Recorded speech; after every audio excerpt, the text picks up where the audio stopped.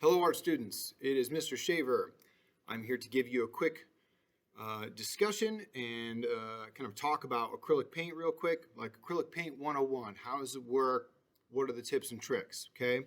So let's start off just by looking at the paint. You've got different colors of acrylic paint. It comes in almost anything, right? There's different kinds of acrylic paint, obviously. The kind we have in this classroom is the Blick acrylic. This stuff is a little bit thinner than, say, a Liquitex or a Golden that you might go buy at a Michael's or an art store.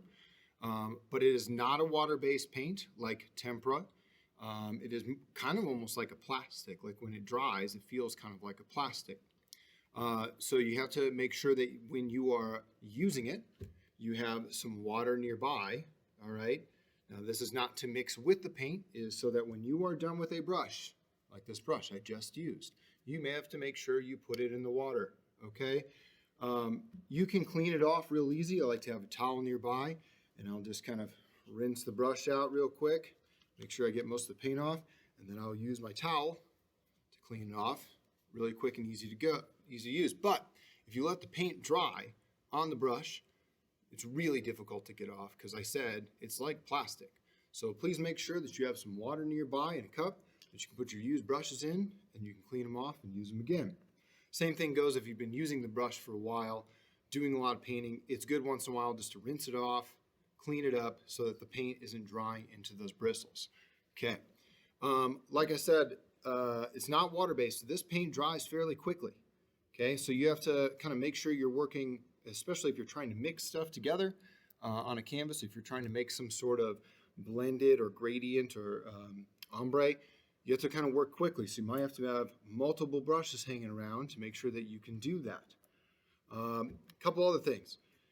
Some of the paint is opaque, some of it is transparent or semi-transparent, right? Opaque means you can't see through it. Transparent, obviously, you can. So say the white. The white is pretty opaque. It will cover up most things. Now, depending on the kind you have, like the kind we have here, it might take more than one coat to cover up something dark, but it will cover it up. But some of the paints like your purple and your phthalo blue, and especially like I have found with the phthalo green, I know it's a funny name, they are made to be mixed. They're made to be mixed with other colors. So adding a little bit of white will do a lot of good to make sure that it's more opaque and that you're not just having to do layer after layer after layer to get the color that you want. Okay, so keep that in mind when you're going to paint. These are made to be mixed. Now, color mixing. How do I do it? Where do I start? I like to use the color wheel that we have. We have these in the classroom, okay? It's essentially a recipe. So if I want this color, I need to make this color plus this color equals this color. If I want to make, kids always ask me how to make a skin tone, right? Some sort of skin tone. If you make a red orange and you add white, you can get that color. On the back, it'll show you, here's what happens when you add white, here's what happens when you add gray, here's what happens when you add black, right? So use this as a guide. You can always make changes to it, but it'll help you start getting where you want to go. All right. The other thing you need to remember is when you go to mix paint, start with the lighter color as the base and add the darker color. So say you're making gray. Don't start with black. You're going to have to add a ton of white to that black to make gray. But you only have to add a little bit of black to the white to make the same gray. So start with the lighter color as your base and then add the darker color in. Okay. More about color mixing. Colors have a bias. Okay, meaning they lean one way or the other on the color wheel.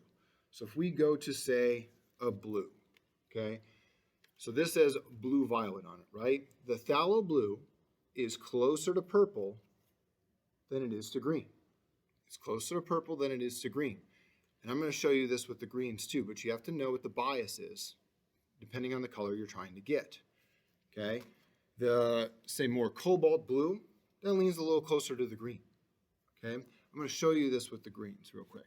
So let's say I have my two greens. I have my green oxide and my phthalo green. Now, I'm using this one because it makes it fairly obvious, but this one you could tell leans closer to the yellow on the color wheel, and this one would lean closer to the blue. Okay, we're always working with the primary colors all the time, every time. Primary, blue, red, yellow, we're always using those because that's what these colors are made of. All right, so let me show you what I mean, okay? Move this down a little bit. So I have my green oxide here, and I have my phthalo green here. Now if I take a little bit of this green oxide and I mix it into some white, we're going to get a nice light green, kind of like a grass green color that maybe leans a little yellow, and you could add more yellow to it to get that effect, right? Put my brush in the water. Then I take the phthalo green, if I mix that same with the white, much different effect, right? You can tell it's more of an aqua there, okay? So there's a difference in the colors that you use and how you use them. So you kind of have to be aware of it. If you don't know, ask me, or you can look it up or try and use the color wheel to match it and see what it looks like. All right, let me show you how you can use opposite colors to tone a color down. Sometimes you don't want the brightest color available, right? When you use the color right out of the tube, it's called mass tone. And sometimes that's really effective. Sometimes that's what we are going for. We want those bright colors, or you mix it with white, get a nice bright color. Sometimes though, you just want to turn it down a little bit. Think of it like a dimmer switch on a light, right? You have this, I'm going to make a red, right? You have this very bright red, but it's a little too bright and you just want to turn it down. That's when we use the opposite colors, all right? So if you were looking at your color wheel, you say, okay, I have this red. What is the opposite of red? It's green, right? Green and red are opposites. To turn the red down, you use green. If you're doing purple, you'd be using yellow to turn it down, or vice versa. So let me show you. So I've got a nice bright red here, okay? And I just want to tone it down. It's just a little on the bright side. So I'm going to take some of this red, I'm going to put it next to it so you can see the slight difference here. Now if I mix the green oxide with it, which is a green-yellow mix, right? The yellow in the green is going to mix with the red and make it kind of orangey.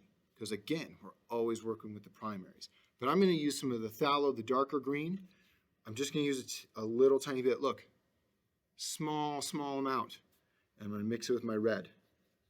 Because I'm not trying to totally change the red. I just want to tone it down. I just don't want it quite as bright. I want a little bit darker. So I'm going to mix that up.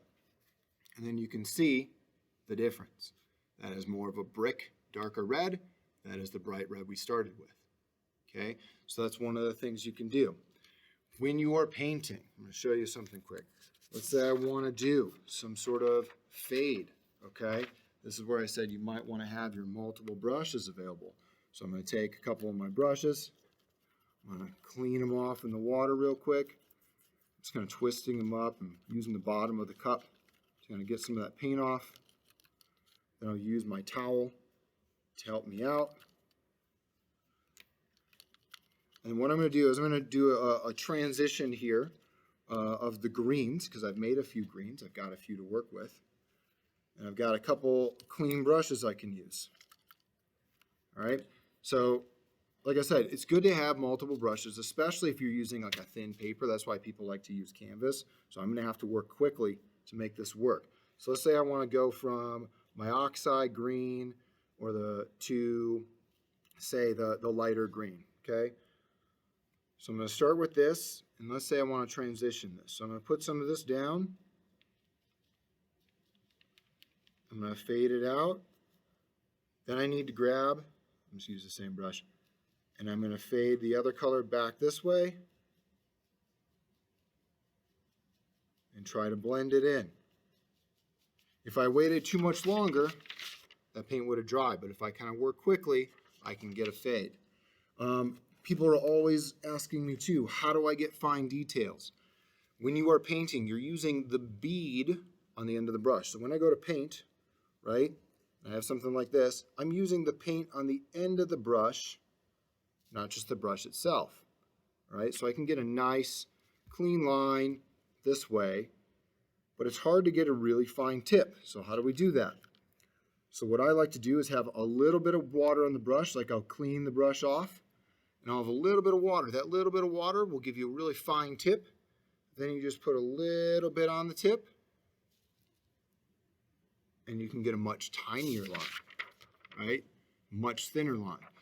So a little bit of water won't hurt the acrylic paint. You can actually water it down a little bit to almost create like a wash like a watercolor look.